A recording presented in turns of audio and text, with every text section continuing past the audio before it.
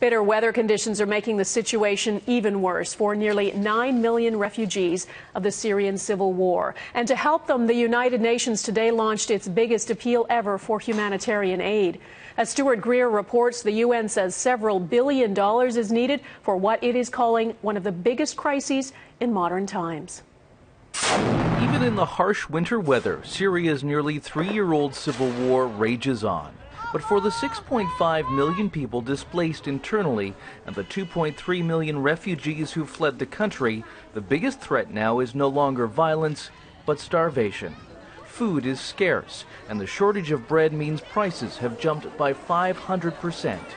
Inside the camps, there are long lines to collect daily rations.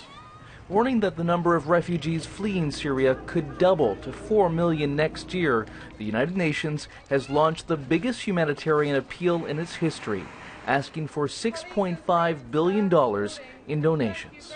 The largest displacement crisis since the Rwanda genocide, and probably the most dangerous for global peace and security since the Second World War. The snowy conditions only add to the misery. Opposition groups say infants have frozen to death. In the camps, flimsy tents offer little shelter, and refugees are scavenging for firewood. There is a sense of urgency, with the Mideast bracing for its coldest winter in a century. We started to distribute fuel so they can cook their food assistance and also heat up their shelters, because we're really quite worried that they were not ready for this kind of bad weather.